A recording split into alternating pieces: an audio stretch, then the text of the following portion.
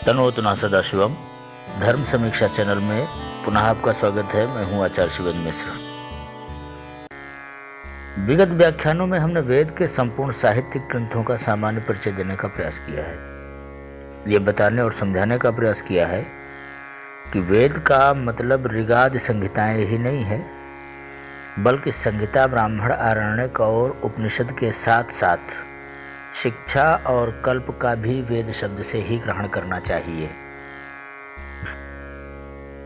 हालांकि शिक्षा और कल्पों की गणना वेदांगों में की जाती है, परंतु उसे वैदिक साहित्य का अंतर विषय इसलिए मानना उचित है क्योंकि वेद का कल्प और शिक्षा भी वेद के आधार पर है।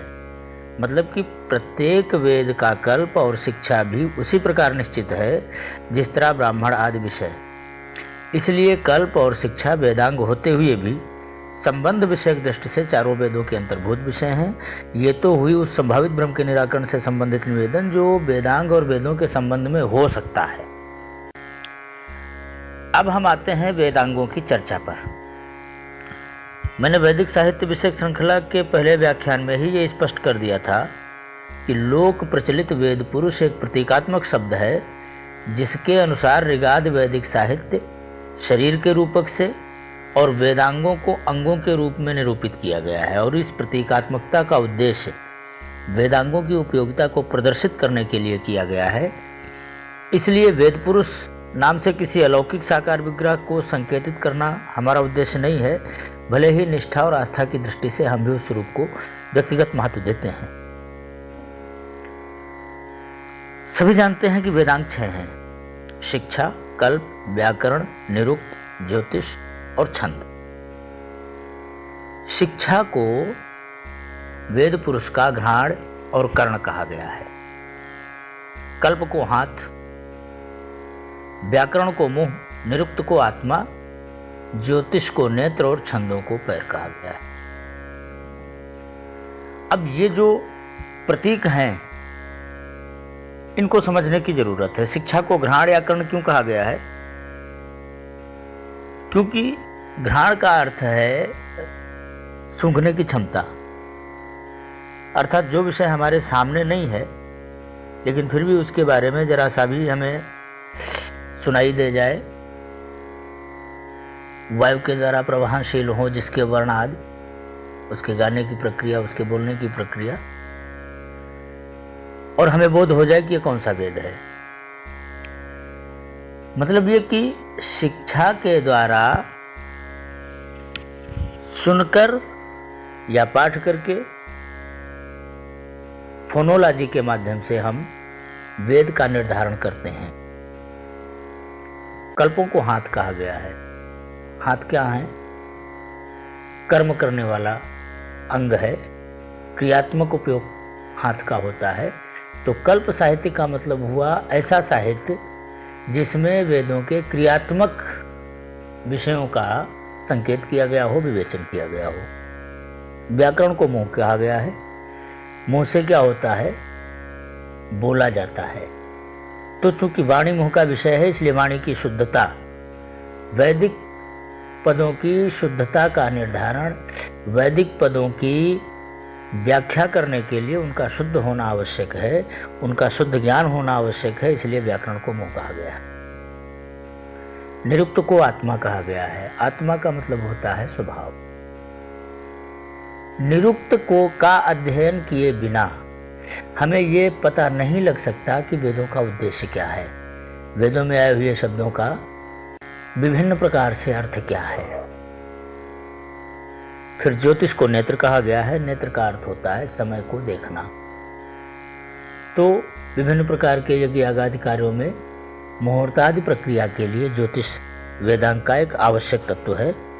और छंद शास्त्र जो है उन्हें पैर कहा गया है। पैरों का काम है चलना, गति प्रदान करना। तो मंत्रों को लयबद्ध तरीके से संतुलित करने के लिए छंदा शास्त्र का उपयोग होता है। तो इस तरह ये जो 6 वेदांग हैं, यदि इनमें से एक भी वेदांग को छोड़ दिया जाए तो वेद के बारे में संपूर्ण ज्ञान प्राप्त करना असंभव है और सिर्फ वेदों के ऊट पटांग अर्थ किए जाएंगे, उनका सही अर्थ नहीं किया जा सकता। तो इन वेदांगों में जो सबसे पहले आता है वो आती है शिक्षा। तो अब हम बात करते हैं शिक्षा की। शिक्षा को वेद पुरुष की नासिका कहा गया है। साहित्य शास्त्र में नासिका के दो उद्देश्य स्वीकार किए गए हैं, एक तो सौंदर्य और दूसरी घ्राण क्षमता या गंधबोध। रूपक की व्यंजना द्वारा यह स्पष्ट है कि जैसे कोई भी कितना भी सुंदर चेहरा हो, नेत्रादि की रचना अलौकिक ही क्यों न हो, परंतु नाक विकृत हो या फिर हो ही ना, तो संपूर्ण चेहरा कुरूप हो जाता है, आदर्शनीय होता है। उसी तरह शिक्षा के बिना वेद भी कुरूप दिखता है। शिक्षा का उद्देश्य है वेद मंत्रों के उच्चारणों की उचित परिपाटी या परंपरा का ज्ञान। स्वरवर्णादि उच्चारण प्रकारो यत्र शिक्षते उपदिश्यते सा शिक्षा। अब स्वर्ण वर्ण आदि का नियमन व्याकरण शास्त्र करता है। जैसे उदात्त अनुदात स्वरितादि स्वरभेद जो हैं, ये व्याकरण शास्त्र का विषय हैं, लेकिन इनका बोध मात्र व्याकरण शास्त्र पढ़ लेने से नहीं हो सकता। इनका बोध होगा व्यावहारिक रूप से नियमानुसार उच्चारण के सतत अभ्यास से। इसलिए प्रत्येक वेद की स्वतंत्र शिक्षा है, क्योंकि वेदों के उच्चारण की 3 भिन्न भिन्न विधियां हैं। इसलिए प्रत्येक वेद की शिक्षा एक जैसी नहीं हो सकती। इस अंग की उपयोगिता क्या है, यह प्रश्न होना लाजमी है। इसलिए जान लें कि वेदों के अर्थ ज्ञान की प्रक्रिया में और प्रयोगात्मक दृष्टि से होमादि वैदिक कार्यों की सफलता और असफलता की दृष्टि से इनकी अनिवार्य भूमिका है। पाणिनि ने स्पष्ट रूप से कहा है, उपयुक्त प्रचार से उच्चारण ना होने पर मंत्र वाग वज्र बनकर यजमान का विनाश कर सकता है। यथेंद्र शत्रु स्वरतोपराधात। तो उच्चारण पद्धति का शुद्ध ज्ञान शिक्षा के द्वारा होता है, और इस शिक्षा को ही आजकल फोनोलॉजी कहा जाता है। शिक्षा के 6 अंग हैं। देखिए, वेदांग 6 हैं वो अलग बात है, पर स्वतंत्र रूप से शिक्षा के 6 अंग हैं, 6 विषय विभाग हैं। वर्ण, स्वर, मात्रा, बल, साम और संतान। इन 6 विषयों के अंतर्भूत एक सर्वांगीण विषय को शिक्षा कहा जाता है। शिक्षा और निरुक्त, ये 2 वेदांग भाषा विज्ञान का आदिम स्रोत हैं। उच्चारण की शुद्धता और शुद्धता की निरंतरता को लाखों वर्षों तक सुरक्षित संरक्षित रखने की प्रक्रिया भारतवर्ष की देन है। अंग्रेजीदा लोगों तथा विकृत वेद विदूषकों को ये समझना चाहिए। भारतीय खरभाषियों को तो इसका अवश्य ही संज्ञान लेना चाहिए कि शिक्षा और निरुक्त विश्व साहित्य में शिक्षा शास्त्र और भाषा विज्ञान के आदिम स्रोत हैं। विभिन्न वेदों से संबंध शिक्षा का ज्ञात परिचय हमने प्रत्येक वेद के सांगोपांग परिचय में दे दिया है। इसलिए अब दोबारा यहाँ पृष्ठपेषण करने की तो आवश्यकता नहीं है। इसलिए आप वेदों से संबंधित यूट्यूब देख सकते हैं। पर जो वेदों के साथ हमने जिन शिक्षा ग्रंथों का उल्लेख किया है, उतने ही मात्र शिक्षा ग्रंथ नहीं हैं, अन्य भी शिक्षा ग्रंथ हैं और वो भी विभिन्न वेदों के साथ जुड़े हुए हैं। लेकिन चूंकि उनका प्रणयन बाद में हुआ है, उद्देश्यपरक हैं, वो भी उपयोगी हैं, लेकिन जो मौलिक शिक्षा ग्रंथ हैं वेदों के, वो हमने वेदों के साथ ही लिख लिए हैं। शेष जो शिक्षा ग्रंथ हैं उनके बारे में हम कुछ नाम जो हमारी जानकारी में हैं वो प्रस्तुत हैं। पाणिनीय शिक्षा, वासिष्ठी शिक्षा, कात्यायनी शिक्षा, पाराशरी शिक्षा, मांडव्य शिक्षा, अमोघा नंदिनी शिक्षा, वर्ण रत्न प्रतीपिका, केशवी शिक्षा, मल्ल शर्मा शिक्षा, स्वरांकुशा शिक्षा, खोडस श्लोकी शिक्षा, अवसान निर्णय शिक्षा, स्वरभक्ति लक्षण शिक्षा, प्रातिशाख्य प्रदीप शिक्षा, नारदीय शिक्षा, क्रमसंधान शिक्षा, गलद्रक शिक्षा, मनःस्वार शिक्षा आदि ग्रंथ भी अनेकों विषयों का प्रतिपादन करते हैं। तो ये हैं शिक्षा ग्रंथ। अब वेदांगों में दूसरा स्थान है कल्पों का। कल्पों को वेद पुरुष के हाथ माना जाता है। हाथ क्रिया शक्ति के प्रतीक हैं, इसलिए स्वाभाविक ही लोक व्यवहार में लोक व्यावहारिक उद्देश्यों की पूर्ति के लिए वेदों का विधान बताने वाले ग्रंथों को कल्प कहा जाता है। कल्पो वेद विहितानां कर्मणाम आनुपूर्वेण कल्पना शास्त्रम, अर्थात वेद विहित कर्मों का क्रमिक स्वरूप व्यवस्थित करने वाला जो शास्त्र है उसे कल्प कहा जाता है। कल्पों के 4 विभाग हैं, स्रोत सूत्र, गृह्य सूत्र, धर्म सूत्र और शुल्ब सूत्र। इन 4 प्रकार के सूत्र ग्रंथों को मिलाकर कल्प कहा जाता है। अब ये जो 4 प्रकार के सूत्र हैं इनका अलग अलग उपयोग है। स्रोत सूत्रों का विषय स्रोताग्नि में किए जाने वाले यज्ञ अनुष्ठानों का क्रमबद्ध और तात्विक विवेचन करना है। इनका संबंध श्रुति प्रतिपादित वेद प्रतिपादित यज्ञों से है, वैदिक यज्ञों से है। प्रत्येक वेद के अध्यायक के लिए स्रोत यज्ञों के अलग अलग विधान हैं, अतः स्रोत सूत्र भी प्रत्येक वेद के अलग हैं। हालांकि स्थूल दृष्टि से सभी सूत्रों में या याज्ञिक प्रक्रियाओं में समानता दिखती है, परंतु सूक्ष्मतर तत्वों की दृष्टि से क्या भिन्नता है और उसकी क्या उपयोगिता है, इसका अध्ययन स्रोत सूत्र ही आपके सामने प्रस्तुत करते हैं। बिना स्रोत सूत्रों के गंभीर अध्ययन के स्रोत यज्ञों का सही उद्देश्य और उपयोगिता समझ में आ ही नहीं सकती। और इसलिए जो स्रोत सूत्र प्रक्रिया से विहीन लोग हैं, जो आरण्यक प्रक्रिया से विहीन लोग हैं, जो आरण्यकों का अध्ययन नहीं करते हैं, ऐसे लोगों के लिए हवन बेमतलब का अन्न और घी का नाश समझा जाता है। लोग कहते हैं ना कि बेमतलब इतना अनाज और इतना घी आग में फूंक दिए, क्या फ़ायदा हुआ। तो क्या फ़ायदा हुआ, इसको समझने के लिए आपको आरण्यक पढ़ने पड़ेंगे और स्रोत सूत्र पढ़ने पड़ेंगे। उनका जब तक गंभीर अध्ययन नहीं करेंगे आप, तब तक ये बात समझ में नहीं आएगी। इसलिए लोगों को ये समझाना कि यज्ञ बहुत ज़रूरी है, इसका कोई फ़ायदा नहीं है, क्योंकि उन्हें समझ में आना नहीं। अब दूसरा सूत्र साहित्य में दूसरे सूत्र हैं गृह्य सूत्र। गृह्य सूत्रों का विषय है गृह्याग्नि द्वारा संपन्न किए जाने वाले यज्ञ आदि कर्मों से उनका क्रमबद्ध और तात्विक विवेचन करना। इसके अंतर्गत उपनयन, विवाह, श्राद्धादि जो संस्कार हैं, अर्थात जो हमारे षोडश संस्कार हैं, इनका विधान है। जन्म से लेकर मरण पर्यंत विभिन्न प्रकार के कर्मकांडों का संबंध गृह्य सूत्रों से है, गृहस्थ जनों से है। गृह्य सूत्र भी विभिन्न वेदों के आधार पर भिन्न भिन्न है। विवाहादि संस्कारों में किए जाने वाले वैदिक कर्मकांड का जो स्वरूप है वो भी भिन्न भिन्न वेदावलंबियों के लिए अलग अलग है। गृह्य सूत्रों का संबंध ब्राह्मण ग्रंथों से है, इसलिए इन्हें कर्मकांड विधायक ग्रंथों की श्रेणी में रखा जाता है। स्रोत सूत्रों का संबंध आरण्यकों से है, इसलिए इन्हें उपासना प्रक्रिया से संबंधित माना जाता है। तीसरे प्रकार के कल्प ग्रंथ हैं धर्मसूत्र।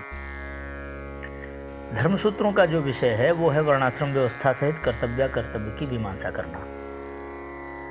ये मानव समाज के लिए संवैधानिक व्यवस्था के निर्माण की पृष्ठभूमि तैयार करते हैं और ये धर्मसूत्र ही परवर्ती काल में स्मृति शास्त्र के मूल आधार बने हैं।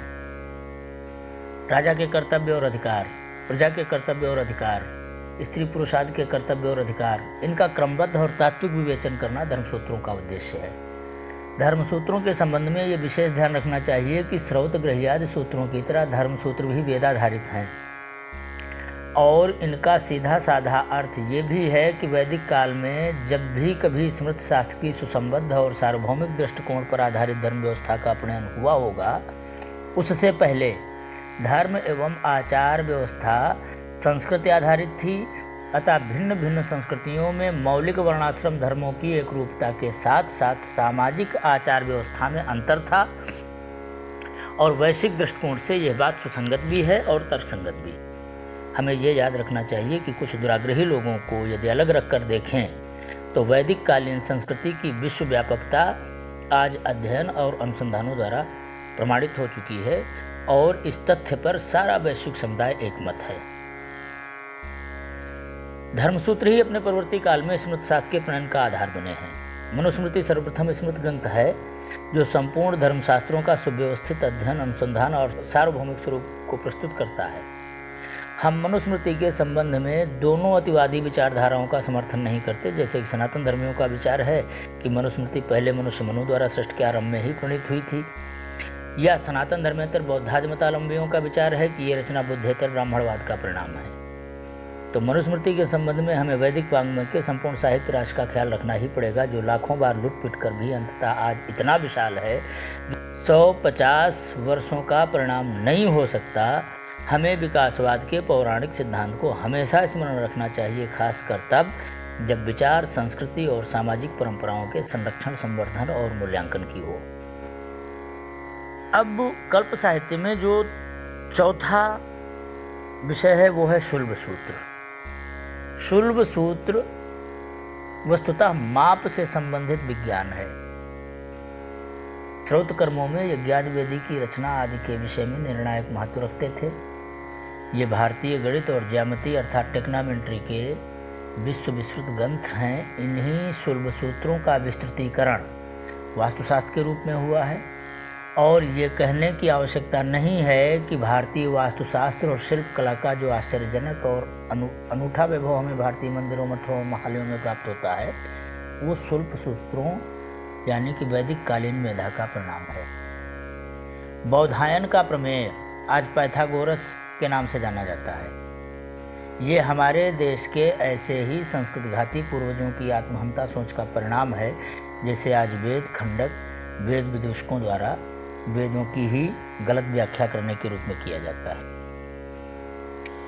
शुल्ब सूत्र भी वेदों के आधार पर भिन्न भिन्न हैं, लेकिन शुल्ब सूत्र मात्र यजुर्वेदों से ही संबंध रखते हैं, क्योंकि याज्ञिक प्रक्रिया का जो विषय है वो यजुर्वेद ही है।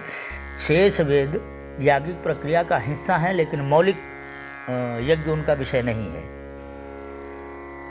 तो बौधायन शुल्ब सूत्र, आपस्तंभ शुल्ब सूत्र और मैत्रायणी शुल्ब सूत्र शुक्ल यजुर्वेद से संबंधित है। कात्यायन और मानव शुल्ब सूत्र भी शुक्ल यजुर्वेद से संबंधित है। हिरण्यकेशिन शुल्ब सूत्र भी शुक्ल यजुर्वेद से संबंधित है। बाराह और बधुल शुल्ब सूत्र पांडुलिपि के रूप में उपलब्ध है। क्योंकि यज्ञ प्रक्रिया मूलतः यजुर्वेद से ही संबंधित है, इसलिए शुल्ब सूत्रों का संबंध मात्र यजुर्वेद से ही है। शुल्ब सूत्र ही परवर्ती काल में गणित, बीजगणित और रेखागणित, वास्तुशास्त्र जैसे हस्तशिल्पों जैसी विद्याओं का स्रोत हैं। शिक्षा और कल्प से संबंधित यथासंभव संक्षिप्त जानकारी देने का मैंने एक छोटा सा प्रयास किया है। यदि ये प्रयास आपको अच्छा लगा हो तो शेष वेदांगों के विषय में हमारे आने वाले यूट्यूबों को भी देखें। हमारे विचारों को सुनने के लिए आपका धन्यवाद। तमोगुणा सदाशिव।